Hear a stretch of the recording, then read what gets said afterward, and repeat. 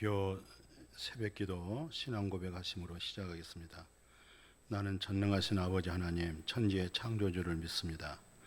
나는 그의 유일하신 아들 우리 주 예수 그리스도를 믿습니다. 그는 성령으로 잉태되어 동정녀 마리아에게서 나시고 본디오 빌라도에게 고난을 받아 십자가에 못 박혀 죽으시고 장사된 지 사흘 만에 죽은 자 가운데서 다시 살아나셨으며 하늘에 오르셔 전능하신 아버지 하나님 우편에 앉아 계시다가 거기로부터 살아있는 자와 죽은 자를 심판하러 오십니다. 나는 성령을 믿으며 거룩한 공교회와 성도의 교제와 죄를 용서받은 것과 몸의 부활과 영생을 믿습니다. 아멘.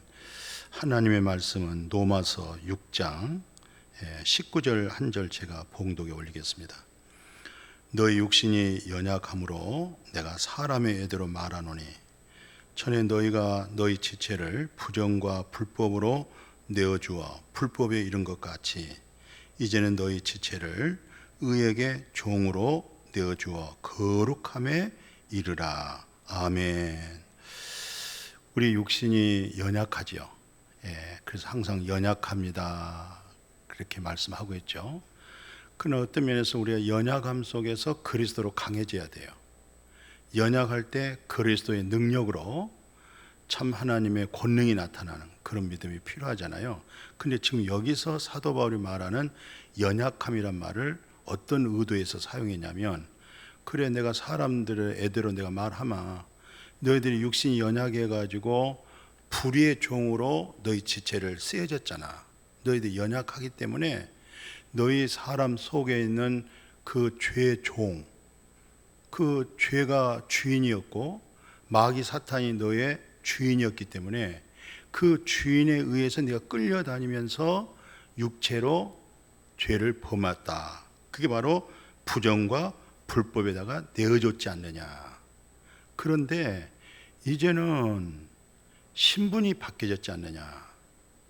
예수 그리스도로 말미암아 엄청난 놀라운 하나님의 은혜를 네가 깨달았고, 그리고 예수 그리스도 안에 있는 구속으로 말미암아 하나님께로부터 의로움을 얻었지 않았느냐. 이제 네 안에 계신 이는 죄종이 아니고 마귀 사탄이 네 속에 너를 주장한 것이 아니라 하나님의 의로움이 네 마음을 주장하고 있고 그리스도가 네 마음의 주인이 되어 있기 때문에 이제는 바로 의에 대하여, 여기서 지체를 이제 우리 몸을 가리켜서 뭐라 말하고 있어요? 이제는 너희 지체를 의에게 종으로 내어줘서 이제는 거룩함에 이르라. 거룩이 뭐예요? 분리되었다는 것이죠. 구별되어졌다. 하나님과 이 세상을 분리시켜 준 거예요. 하나님의 거룩함으로 회복시켜 주는 거예요. 그러니까 모세에게 네가 선 땅은 거룩한 땅이니 너 신발 벗으란 말도 있잖아요. 이사야 선지자가 하나님의 거룩한 성전의 하나님의 임재를 보고 내가 이렇게 흉악한 죄인이었구나. 나는 부정하구나. 내 백성이 부정하구나. 그렇게 깊이 탄식할 때 제단불에 수다나가 이사야 입술을 대줘가지고 완전히 죄를 눈보다 더 깨끗하게 완전히 털어도 먼지 안 나게 그렇게 죄 사함을 줬잖아요. 이사야에게. 바로 그 거룩함 속에서 하나님의 자기 자신의 내가 이렇게 부정하구나. 내가 어찌하면 좋을까? 내가 어떻게 하면 살 수 있을까? 그렇게 간절한 탄식이죠. 애통함이죠. 거기서 비로소 속량의 은혜, 속죄함의 은혜. 이사야 같은 경우는 제단불에 핏숫 하나를 천사가 들고 와가지고 입술에 대니까 싹 깨끗해져 버렸던 거예요. 그리고 나서 누가 우리를 위해서 갈고 할 때 나 여기 있습니다. 나를 보내소서.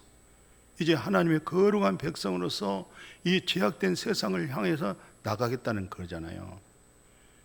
이제 우리가 완전히 우리 몸의 지체를 의의 병기로 하나님의 의로움으로 쓰임 받을 수 있도록 그렇게 우리가 드려져야 된다. 그런 얘기입니다.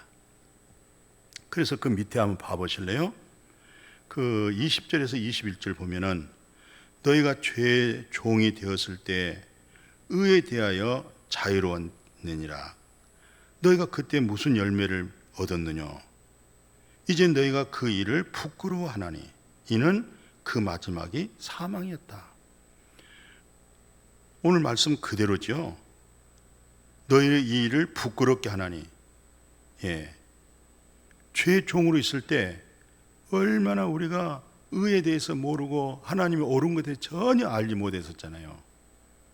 그래서 죄의 종으로 살 때 우리에게 얼마나 많은 불법의 열매가 맺어진 것이죠. 그러니까 지금 생각할 때는 아이고 부끄러워라, 아이고 창피해라, 마음에다 하나님 두기 싫어하니까, 마음에다 하나님을 두기 싫어하니까 육신에서 전부 다 시기와 질투와 모든 쏘곤쏘곤하는 거, 이단, 술 취함, 방탕함, 전부 21가지가 로마서 1장 28절에서 31절까지. 또 31절은 뭐래요? 이 중에 한 가지만 해도요 완전히 둘째 사망 불못에 갈 수밖에 없어요. 그거 알면서도 자기만 행한 것이 아니라 또 행한 사람들을 옳다고 하면서 그런 불의의 죄에 대해서 입맞추는 사람이 얼마나 많습니까? 그런 일이 이제 부끄럽단 말이죠. 뒤돌아보니까 부끄럽단 말이죠. 언제가? 죄의 종으로 살았을 때. 그런데 이제는 그 부분에서 다 뭐라고 그래요? 마지막은 사망인데 22절에 와서는 이제는 너희가 죄로부터 해방받고 이제 하나님의 종이 되어 있기 때문에 거룩함에 이르렀다. 그러니까 이제 우리가 무슨 열매 맺어요?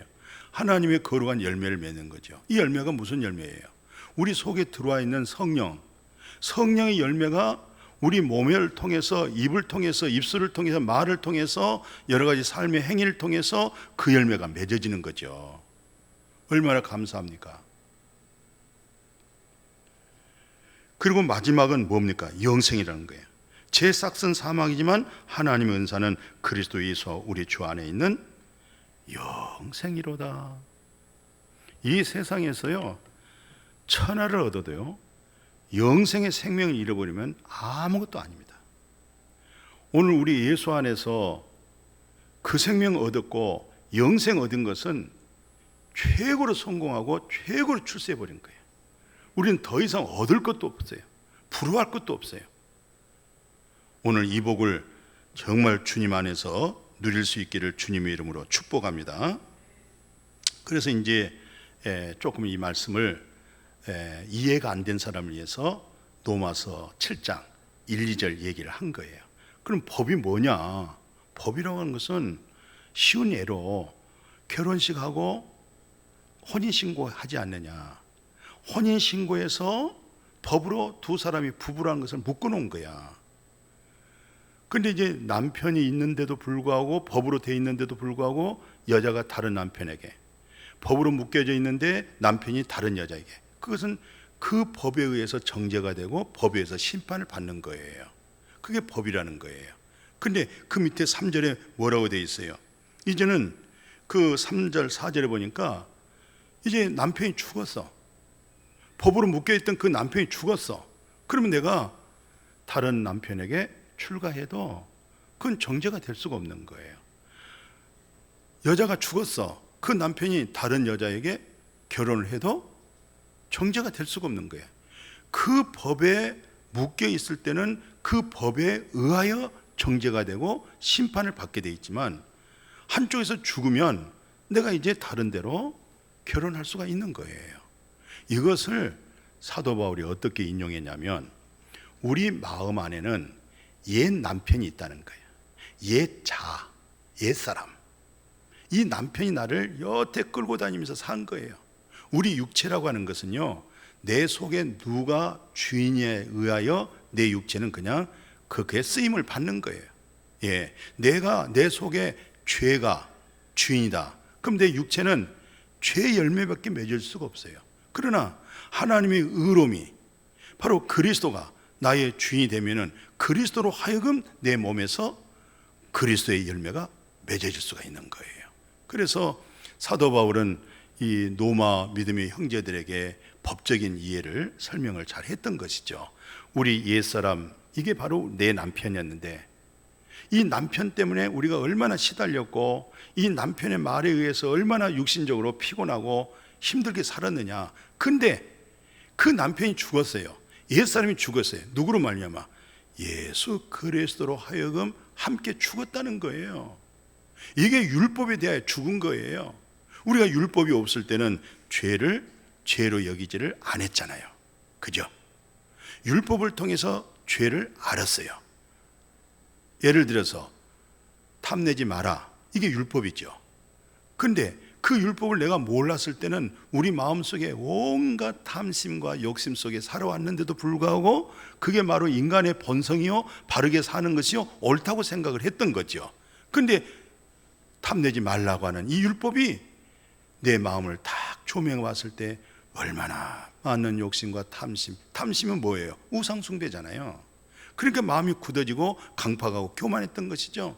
그러니까 얼마나 수고하고 고생이 많았겠어요. 그래서 이제 내 남편, 나라고 하는 이 속사람, 옛사람, 이 남편, 내 자가 예수와 함께 죽었으니까 이제 다시 살아나신 자가 누구예요? 그리스도죠. 그러니까 이제 그리스도로 하여금 하나님을 향해서 열매 맺고 사는 거예요. 그리스도로 인해서 자유를 얻은 거예요. 그리스도를 통해서 행복해진 거예요. 그를 통해서 죄의 종으로 있던 죄의 사함, 불법 사함 받았죠. 죄가 가려졌죠. 다 누구로 말미암아? 예수 그리스도로 말미암아. 그분이 우리의 남편입니다. 예, 그분으로 하여금 하나님께 감사하고 영광 돌리고 사는 거예요. 그게 행복이에요. 그게 축복입니다. 그게 기독교의 복음의 본질이에요. 이런 복음 속에서 오늘 3절, 4절에 7절에 7장에서 그렇게 얘기하잖아요. 그러므로 만일 이제 남편 성전에 이제 있다가 매어 있다가 이제 남편이 죽었으니까 이제 곧 죽은 자 가운데서 살아나신 이가 누구예요? 그리스도죠. 죽은 자 가운데 살아나신 이가 그리스도니까 이제 그리스도로 그 진리로 옛 남편, 옛 자, 옛 율법에서 내가 완전히 벗어났어요. 얽매였던 것에서 벗어났죠. 그러면 얽매였던 것에 벗어났으면 우리가 율법의 폐기론자가 돼야 되겠느냐? 아니에요. 이제는 인격적이고 굉장히 수준이 있는 그리스도의 율법으로 돌아가는 거예요. 그게 고린도전서 6장 21절 마르고 닳도록 아마 제가 말씀해서 아마 마음에 아마 새겨져 있을 것 같아요. 그리스도 율법이 뭐예요? 사랑의 율법이죠. 1000가지 10,000가지가 있어도요, 사랑이 안 되기 때문에 많은 법을 묶어놨던 거예요. 사랑은요, 율법의 완성이에요. 이제 우리는 가정이나 교회나 모든 삶 속에서 그리스도의 율법, 곧 그리스도의 사랑으로 대체하고요, 그리스도의 사랑으로 우리가 모든 일을 해내야 돼요. 예, 그리스도를 얻고 나를 발견한다고 그랬잖아요. 그리스도를 얻고 나를 발견할 때에 이제 그리스도의 사랑으로 살아가는 거예요. 바로 그 사랑으로 서로 적용하고 나누고 베풀고, 사랑으로 서로 우애하고, 그 사랑으로 허단 죄를 덮어주고, 그 사랑으로 새 언약 속에 영을 살리고, 그런 믿음의 생활이 될 수 있기를 주님의 이름으로 축복합니다. 아멘. 거룩하신 아버지, 거룩함에 이르러라. 이제는 내재하신 그리스도로 하여금 하나님 거룩함에 이르게 해주신 거 감사를 드리옵나이다. 이제 이 세상에 살면서도 분명코 분리되어 있고 구별되어 있고 그리스도로 하여금 하나님의 나라의 유업으로 상속받은 그 나라의 신령한 복으로 살아갈 수 있도록 축복하여 주옵소서. 감사하며 거룩하신 예수님의 이름으로 기도드렸습니다. 아멘.